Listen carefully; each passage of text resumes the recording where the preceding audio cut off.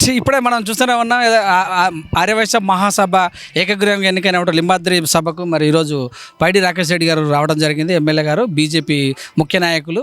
So ప్రస్తుతం జరుగుతున్నటువంటి రాజకీయ పరిస్థితుల్లో చూసుకున్నట్టయితే వారు ఏ రకంగా స్పందిస్తారో వారి మాటలు తెలుసుకోండి. చెప్పండి సార్, ఏదైతే పొట్టి శ్రీరాములు పేరు తీసేస్తుంటే మీరు ఖచ్చితంగా ఆపుతానంటారు కదా, మీ ప్రభుత్వం కేంద్రంలో కూడా ఉంది.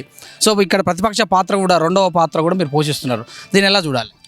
ఇప్పుడు కేంద్రంలో అంటే కేంద్రంలో ఒకటే రాష్ట్రం ఉండదు తెలంగాణ, కేంద్రంలో 30 రాష్ట్రాలకు సమూహం, ఇది అదొక ఫెడరల్ స్టేట్స్ యాక్ట్స్ ఉంటాయి.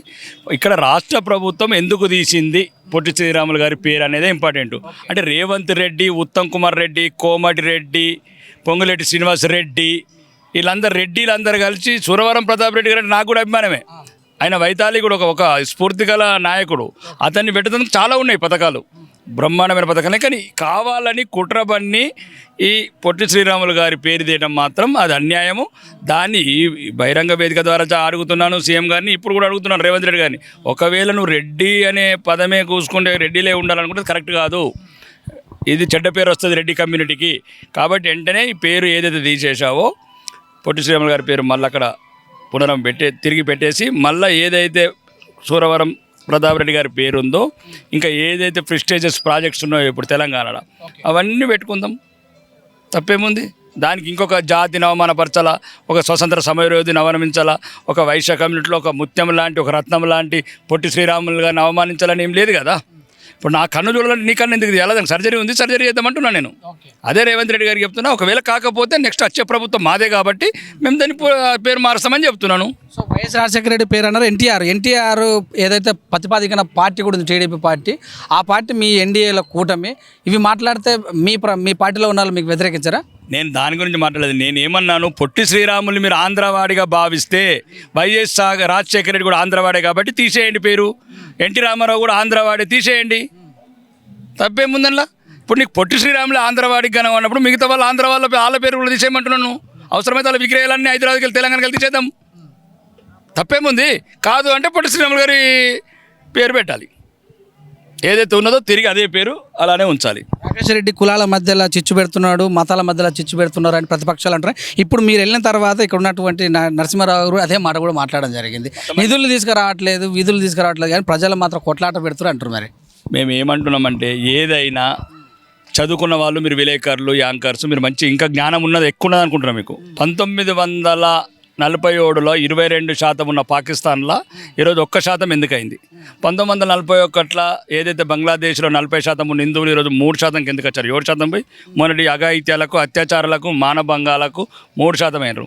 దీన్ని ఒక సైంటిఫిక్ డేటా తీసుకోమంటున్నాను. సన్నాసులని ఎవడైతే ఈ సన్నాసు నా కొడుకులు ఇట్లాంటి మాటలు మాట్లాడుతున్నారో ఎందుకు వస్తున్నారు? కశ్మీర్లో ఒకప్పుడు ముస్లిమే లేని కశ్మీర్ ఈరోజు హిందువు లేకుండా ఎట్లా అయిండు?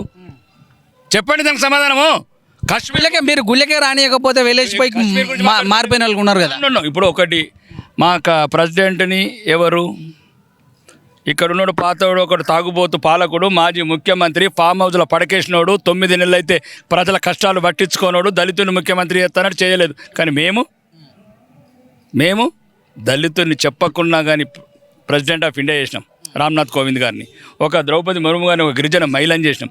ఇది భారతీయ జనతా పార్టీ. దీనికి కులాలు లేవు, మాకున్నది ఒకటి ధర్మం, అది హిందూ ధర్మం. దేశం ఉన్నదే ఒకటి, అది భారతదేశం. కులాల మధ్యన వాళ్ళు కుమ్ములాటలు పెడుతున్నారు. కులములు వద్దు అని మేమంటున్నాం, మీరు స్పీచ్లో వినవచ్చు. కులం గడప లోపలనే, బయటికి వెళ్తే మేము అందరం హిందువులము, వేరే పార్టీలలో కూడా ఉండండి, మాకు అభ్యంతరం లేదు. కానీ ధర్మానికి ప్రమాదం వచ్చినప్పుడు సన్నాసులారా ఒక్కటి గండిరా అని చెప్తున్నా, బహిరంగంగా చెప్తున్నాం. ఎందుకు చెప్పద్దు?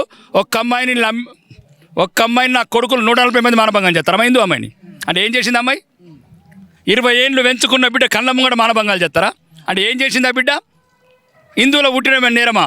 అదే అంటున్నాను. దాని గురించి మన బిడ్డలు, మన బంధువులు, భవిష్యత్తులో మన ఆడబిడ్డల్ని మళ్ళీ నా కొడుకులు రజాకార్ వారసులు ఎవరైతున్నారో మళ్ళీ మన బిడ్డలని బతుకమ్మలు ఆడినయద్దు, బట్టలు ఇప్పి అంటే ఈ దేశం ఉండాలా, ఈ ధర్మం ఉండాలా.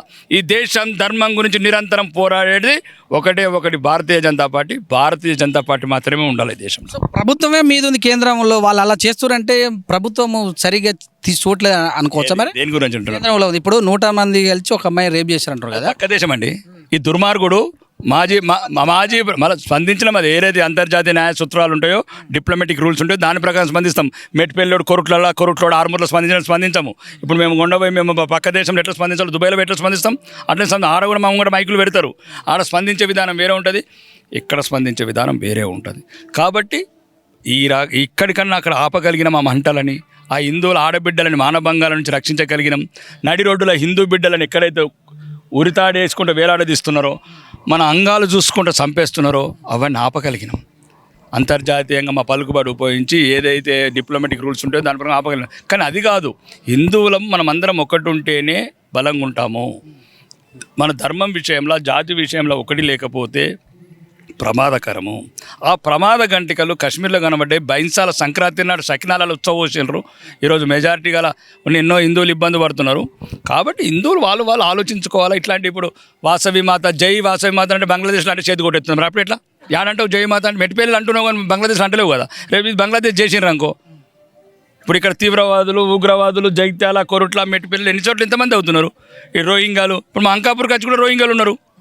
ఇవందరి మీద తగిన చర్యలు తీసుకుంటాం. బీజేపీ ప్రభుత్వం రాగానే సబ్కు సబ్ బరాబర్ సెట్ కర్ దేతే హమ్ లోగ్. తిరుపతి లడ్డు గురించి ఎందుకు మాట్లాడతలేరు? అక్కడ ఉన్నటువంటి బీజేపీ నాయకులు తిరుపతిలో మీ ప్రభుత్వం, ఎన్డీఏ ప్రభుత్వం, పవన్ కళ్యాణ్ మాట్లాడేంత వరకు కూడా ఎందుకు మాట్లాడలేకపోయారు? ముందు మాట్లాడిన మీ పత్రిక ఎట్లా కవర్ చేస్తా ఆయన సినిమా స్టార్ కాబట్టి మీకు గమ్మత్ అనిపిస్తుంది, ఆయన ముఖం చూస్తా కాబట్టి మీరు కవర్ చేసిండ్రు. మేము సినిమా స్టార్లు కాలేదు కాబట్టి ఆయన కన్నా ముందే ప్రతిస్పందించినాం. తిరుపతి లడ్డు పైన మీరేం మాట్లాడదు వ్యక్తిగత? తిరుపతి లడ్డు ఆ పవిత్రత అట్లనే ఉండాలా, ఎప్పటికీ అట్లనే ఉంచాలా. ఎవరెవరైతే అపవిత్రం చేసినారో వాళ్ళని తాలిబాన్ చట్టాల ప్రకారం లేకపోతే సౌదీ చట్టాల ప్రకారం చేతులు కాళ్ళు నరికేయాలని కూడా చెప్తున్నాం. ఇప్పుడు ఏదైతే మైక్ సెట్లు పెడితే పెట్టకూడదు, ఈ పండుగ వచ్చిందంటే మా చెవులు పోతున్నాయి అని అసద్ ఓవైసీ అన్నారు. మరి కూడా అదే చెప్తున్నాము. దయచేసి మా చెవులు కూడా పోతున్నాయి. రోజు 5 సార్లు పొంగి అని ఫస్ట్ వీటికి బదులు ఆ రోజు 5 సార్లు కుయ్యి అని మీ పొంగిలను బంద్ చేయండి. అవి బంద్ చేస్తే మేము బంద్ చేస్తాం. ఏం చెప్తాం? హిందూ సోదరులకు నవరాత్రి ఉత్సవాల సందర్భంగా ఏం చెప్తాం? నవరాత్రి ఉత్సవాల సందర్భంగా ఈ నవరాత్రి ఉత్సవాలు ఉండాలా, ఈ దుర్గమాతలు ఉండాలా, మన కోలాటలు ఉండాలా, మన డాండ్యాలు ఉండాలా, మన బిడ్డల ముఖాల చిరునవ్వులు ఉండాలా. సాయంత్రం అయితే మనం కట్టు బొట్టు అన్ని రకాలు చేసుకుని ఎట్లయితే పండుగలు, డాండ్యాలు, డ్యాన్సులు ఎట్లా చేసుకుంటామో అవి నిరంతరం నిత్యం భవిష్యత్తులు ఉండాలంటే ధర్మాన్ని కాపాడండి, లేకపోతే ధర్మాన్ని కాపాడేవని కాపాడుకోండి. లేకపోతే పాకిస్తాన్లో, బంగ్లాదేశ్ ఎట్లయితే ఆంక్షలు పెట్టినరో ఆంక్షల ప్రకారం అవుతుంది. Okay sir, thank you.